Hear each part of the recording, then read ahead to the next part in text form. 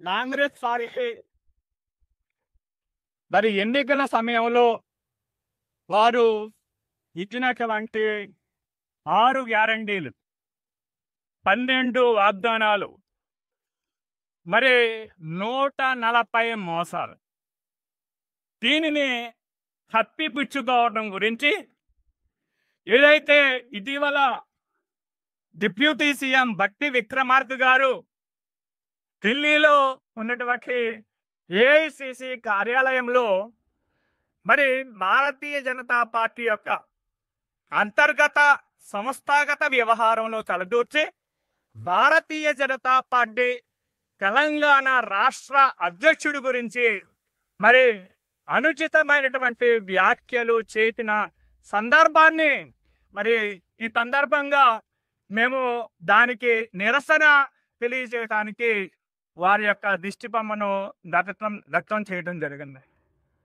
Congress party మరి తెలంగాణ ప్రజలను అనేక విధాలుగా ఇచ్చినటువంటి వాగ్దానాలను, ఏదైతే గ్యారంటీలను అమలు చేయకుండా నెట్ట నిలువున మరి అమలు సాధ్యం కాని హామీలను తెలంగాణ ప్రజలకు ఎన్నికల సమయంలో ఇచ్చి మోసం చేసింది. ఇదే విషయాన్ని మరి భారతీయ జనతా పార్టీ నూతన రాష్ట్ర అధ్యక్షుడు గౌరవనీయులు శ్రీ ఎన్ రామచంద్రరావు గారు మరి ఒక పత్రికకి ఒక టీవీకి ఇచ్చినటువంటి ఇంటర్వ్యూలో ఇదే మాటను ప్రస్తావించారు. 600 రోజులు అయిపోయినాయి, ఇప్పటికీ కూడా కాంగ్రెస్ పార్టీ ఇచ్చినటువంటి మరి గ్యారంటీల అమలు, వాగ్దానాల అమలు కాలేదు అనేది. మరి దానిని విచీర్ణించిపోలేని కాంగ్రెస్ నాయకులు మరి ఆధారాలు లేనటువంటి విషయాన్ని ఎప్పుడో 2016 సంవత్సరంలో మరి హెచ్సియులో జరిగినటువంటి సంఘటన ఏదైతే ఉందో, విద్యార్థి నాయకుడు మరి రోహిత్ వేములకి సంబంధించినటువంటి విషయం ఏమైతే ఉందో దాన్ని తెర మీదకి తీసుకొచ్చి మరి దళితులను మరి మోసం చేస్తుంది, మరి దళితులను కుల వివక్ష చూపిస్తుంది, దాంట్లో రామచంద్రరావు గారు ఉన్నారనే విషయాన్ని మరి తెలంగాణ ప్రజలకు చెప్పే ప్రయత్నం చేయాలి. ఇది పూర్తిగా నిరాధారమైంది.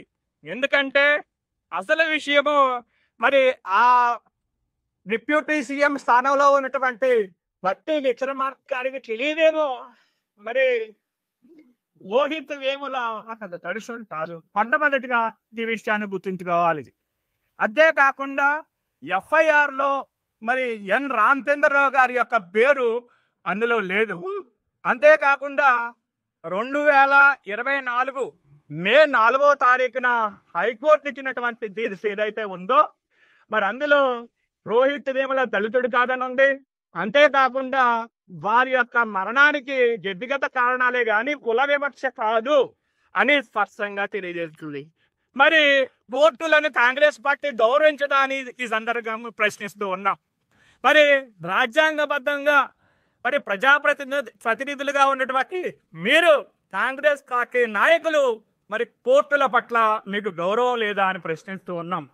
మరి ఖచ్చితంగా మరి ఏదైతే ప్రపంచంలోనే అతిపెద్ద రాజకీయ పార్టీ సుమారు 45 కోట్ల సభ్యత్వాలు కలిగినటువంటి భారతీయ జనతా పార్టీకి ఈ యొక్క తెలంగాణ రాష్ట్రంలో అధ్యక్షుడిగా ఉన్నటువంటి మరి రామచంద్రరావు గారిని అనుచితంగా వారిపైన వ్యాఖ్యలు చేయటం కానీ, వారిని దుర్భాషలాడటం కానీ, మరి మా యొక్క అంతర్గత సంస్థాగత వ్యవహారంలో తలదూర్చి మరి మీరు ఎవరైతే మాట్లాడితే ఊరుకునే ప్రసక్తే లేదు.